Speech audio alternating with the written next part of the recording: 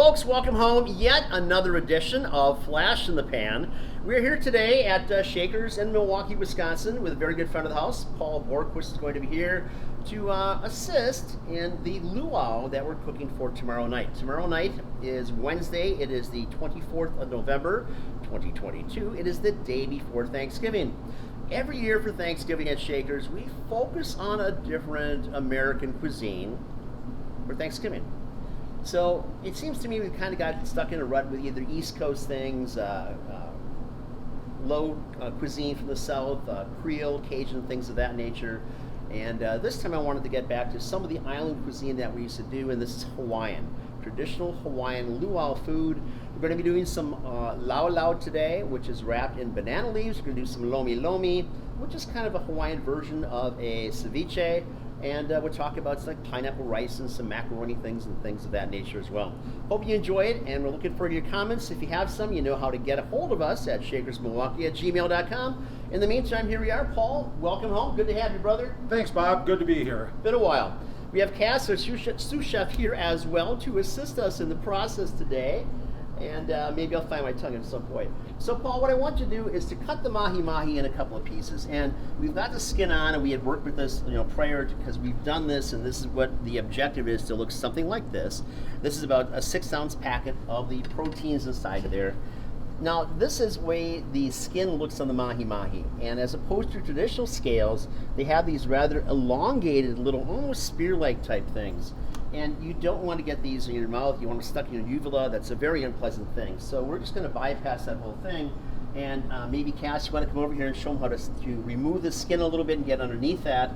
And then there is this area right here that has the bones in it. Now, if we were just doing fillets of this, we could take a pliers or a tweezers and extract those. For this, we're not going to have to. All we're going to do is separate the meat from this, and then we're just going to cut our way through this on both sides, that little tunnel or channel, and we do not care about that. That's going to go away. So, if you don't mind, please, let's have at this.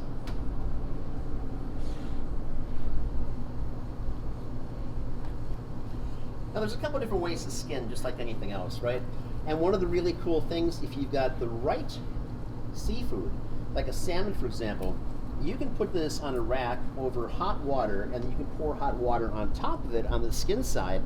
And what that does is it causes the proteins to seize up in such a way that you can just pull the membrane away, which is really neat, because then your skin is off and you don't have to cut it. This is the way 95% of restaurants, everyone else in the world does it. You don't have to go particularly far on this, because we got a whole lot we did. We just buttered some yesterday of these lovely little packets of joy. And the beautiful thing about this is that, as in many other cuisines that we've talked about in the past, there is a significant portrayal of Portuguese food styling that goes along with this. So the Portuguese really were the first to circumnavigate the world in the 1500s, and they made stops everywhere. They stopped off in Angola. They developed an affinity for the piri-piri, the pili-pili, little peppers, and that then became a piri-piri oil or sauce. Oh, that's good. You've got enough. You got enough right there. Don't worry about that. So this is not the class in how to skin a fish. This is just getting the lovely protein off this thing. So yeah, we're done with that. So I'm going to take this guy out of the way for you and move it right over there. So the Portuguese really impacted everything in Polynesia and in Hawaii. If you think about one of the dishes we're going to do, which is a macaroni product, that really is all the doing of the Portuguese as well, because they use a variety of acids. So you think about acids as being so crucial to so much of what we experience now in today's cookery.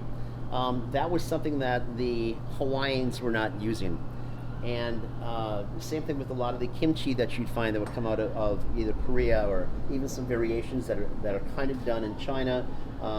That type of vinegar application was not known until the Europeans brought that technique along with them. We're also going to be doing this lomi, and lomi again is like a ceviche style, but it's the acids that really help something cook, and that is also the impact of the Portuguese that came through and really helped them to understand how acids work in curing food, preparing food. So now that Paul has got this separated from the skin, we're just going to take this beautiful mahi. This all came in yesterday. It was swimming live the day before. We use seafood merchants in Chicago exclusively for seafood, and they have extraordinary product for us. So Paul's going to cut these into about fork-sized pieces, so about 1-inch cubes. And we're just going to have that on the side. And then we're going to tackle the pork. And I might have done this out of sequence because I prefer to do the pork generally first because you can allow that to marinate then in some coconut juice. Just get a little more flavor into that. If you wanted to use chicken on this, you certainly could. If you just wanted to use pork and fish and not beef, you could do that. Kind of create this dish and make it your own. And that's the thing that we like to do here at Shakers, that we will take traditional recipes and we can bend them and get people exposed to different things. So if, for example, you don't have all 3 of these in your cooler at home, your refrigerator, but you want to make this dish, but you got 2 of them, use those 2. If you got chicken instead, use that. If you have eggplant, use that. There's no bound to what you could possibly do with this. All right, so what I'd like you to do now, Paul, is now we're going to tackle this. Grab a different knife. Cass, if you don't mind giving that a fast rinse and a promise. So this is just a standard pork butt, and it does have its own fat cap, and the fat is very important, and it's very important for this dish as well, which is going to steam together. So for those areas that have it on, we like to keep about 1/2 inch. If it's more than that, we'll cut that off. Same thing with our brisket here. So this is a beef brisket, and you can see it's got a lovely fat cap on it right here, and this is going to be perfect for all the flavoring that we need all the way through. It's just a gorgeous piece of meat, as is our butt. So, you know, pork butt is something that is phenomenal in many cultures, and often it's a slow cooking process. You can shred this, just phenomenal flavors. And the way we're going to do this again is with the coconut milk. So while you're doing the same thing for this little butchery on this, Cass, if you get some of the coconut juice inside of this lovely stainless steel mixing bowl. Here. Now the thing I always tell people that we're doing anything for cooking with is that anything that comes canned, it's the same thing if you're making the Bloody Mary and opening a V8 juice or something, shake it first. You're doing any kind of a daiquiri with pineapple, shake it first because you want all the solids to be there. That's really where the flavor is. Thank you, Chef.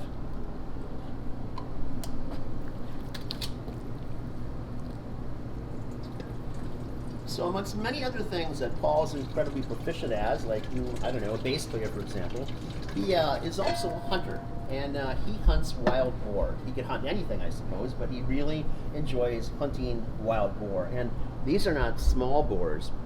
The pictures of the last one that you got on your hunt had to be, what, 250 pounds, Paul? 270. 270. It was monstrous. So Paul, what are you, 6'3", 6'4"? 6'3". Okay, so there's a picture of him standing next to this boar, which is hung up, because obviously as you clean the boar, it hangs. The boar is bigger than he is, which is a feat by itself, and these massive tuskers as well. So the way that he hunts these, it's not like you go somewhere and they open a pen door and then you shoot it. Literally, he's out there in the field. He's in there, wherever the marshes might be, looking for these things, and then taking them down in the wild, which I think is, it takes some balls to go after this thing that easily wants to maim you and or kill you. So fat's good. Fat is flavored. Yep. It's all about a 1/2 inch there, Bob. So I'm all about the flavor, obviously.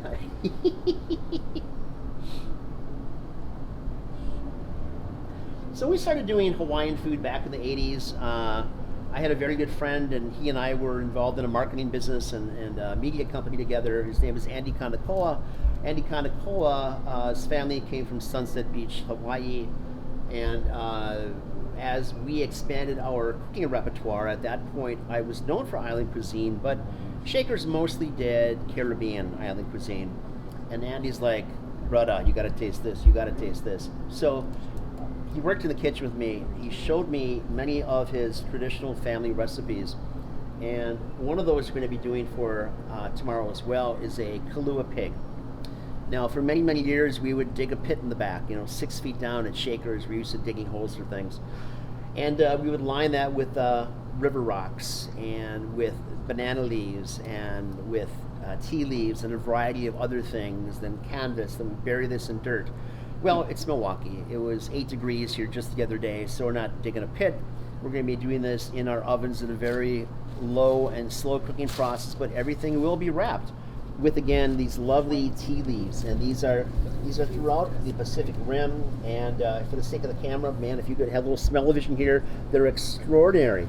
So these are nice and vibrant, and they're harvested when they're nice and vibrant and fresh. If you go to a store and if you find them and they're brown, don't buy them. They're not worth your time.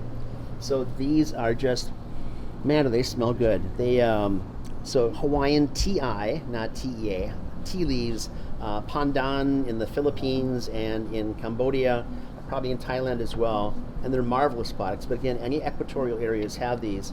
And here we have banana leaves. It's the same situation. These palms grow absolutely everywhere. So you think about the lowly banana, there are so many other uses of that banana besides just the fruit. These are fantastic. Whether you're doing Nicaraguan cuisine or you're doing Cuban cuisine, Puerto Rican cuisine. In Mexico we have these as well. But certainly as you get to the more remote islands and things of the Pacific Rim, this is so important to their cuisine, and it imparts such a marvelous flavor.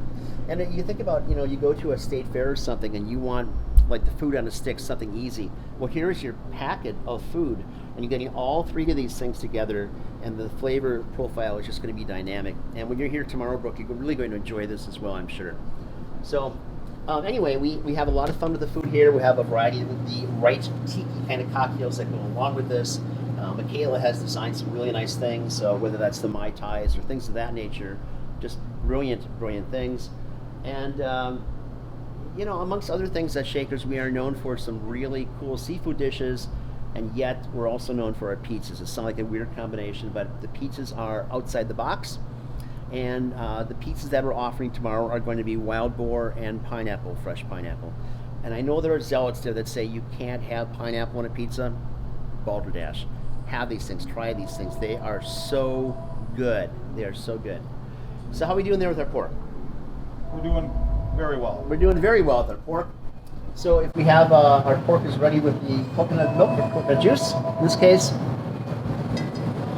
and it's going to marinate and just set up. You don't need a lot of time if you do have the luxury of being able to do this the day before. The flavors will just be more profound and marvelous. But if you only got 5 minutes or 10 minutes to do it in, you do what you do, and this will be great.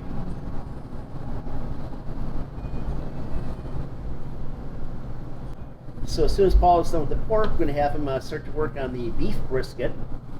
And I like using brisket for this. If you want to use skirt steak or any number of other cuts, by all means, feel free. What I like about the brisket is that it has its own fat cap on it. And again, this is where the flavor is, in the fat cap.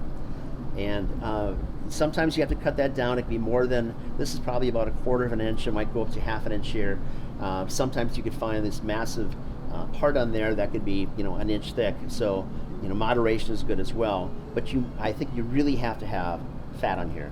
And then all we're going to do once we get these in, we're going to go inside this banana leaf right here. We're going to take a little bit of the guava on there, like a little paste. So we do have some guava puree that we've made. You can buy it, by the way, anywhere in any higher end Asian or international cuisine market, and you can find just some great things to play with. So you can find mango and papaya and guava and passion fruit, and we use all those things on a regular basis at Shakers and cocktails and in our cookery. But they have, if you think outside the box, you can start doing them on all sorts of products and just be incredibly happy with the results. My man, that's more than enough of that. Let's move on to our beef now. I did notice with that wild boar, there wasn't a lot of fat cap to Yep. trim off of that. Yep. Usually I've had those pieces of meat before where we had a lot more trimming to do. Right. And as you can see, as we cut it up, there just wasn't a lot in there. Right, absolutely. So now we've just got this beautiful piece of brisket here, so beef about the same size and the same quantity that we have over here. And again, this is just going to secure and kind of marinate around a little bit. That's fine.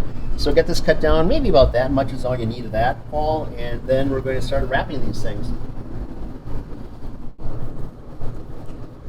So tomorrow at Shakers, for this marvelous day before Thanksgiving, or Thanksgiving Eve as it may be, we have some phenomenal music taking place. We have Andrew Spadafora, and Andrew is regarded as the finest tenor sax player in the Midwest, if not beyond that. And he is our artist in residence for this year at Shakers, and he, I think, has a 4-piece game on tomorrow, perhaps with a vocalist, and he's on from 6 to 9 o'clock, and then after that, at 9 o'clock, we have a young lady from Liverpool, right outside of Liverpool, and her name is Clarissa, and if you like Amy Winehouse type thing, she is your girl, because this woman can belt it out like she's performing at Wembley Stadium. She has got this just marvelous presence, and she projects big, and dear good God, can she sing. So it will be a really dynamic night for us. It's regarded as one of the biggest nights in the bar and restaurant industry. No, we're going to keep that separate. And it just one of those shows that we offer at Shakers. There's no cost, charge, or obligation for listening to the music. Obviously there is for the luau, but even that is way below market price because you want people to enjoy something. Just for the next day, you're tied down with your family, and you got that pissant loudmouth relative that you never liked that's going to have too much to drink, and you have to find a way to tolerate that. So if you come here the night before, it makes it so much easier. All right, so Paul's just about through this. So I just sharpened these blades yesterday, but we cut a lot of meat with these, so that takes a toll on these blades, and especially if dense meats like both the pork butt and like the brisket. So let's get these arranged together. Have you got some banana leaf that's cut and ready to rock and roll? So this time opportunity, just a little S&P on both these sections, so just kind of like that. That's our salt component. A little bit of fresh black pepper on here as well.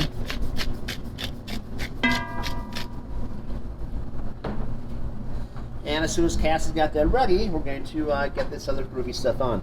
So Paul, if you would, we're going to take a tablespoon and just get a little dollop of this in the center of her banana leaves.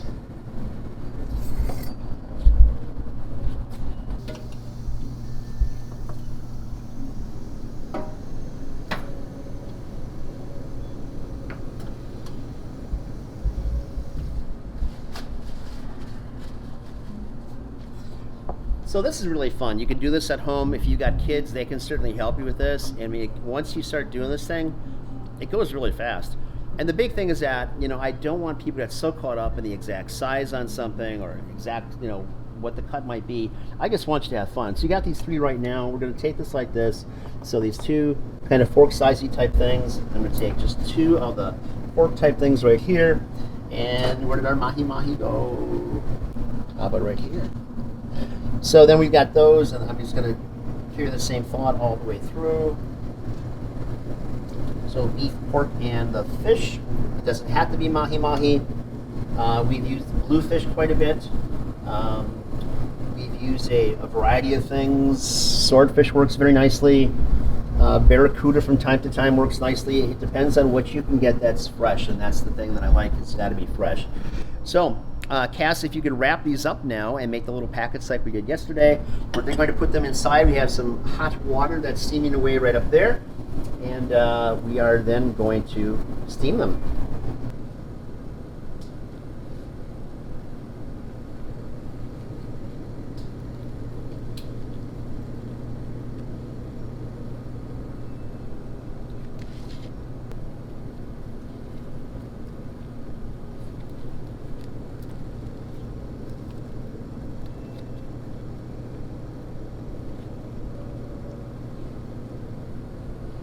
Allow us wrapped up. Kass is putting them inside of the basket that's on the steaming water, and they're going to put our lid back on top of that, and we're going to just pretend that we're not worried about that for the next 10 or 15 minutes.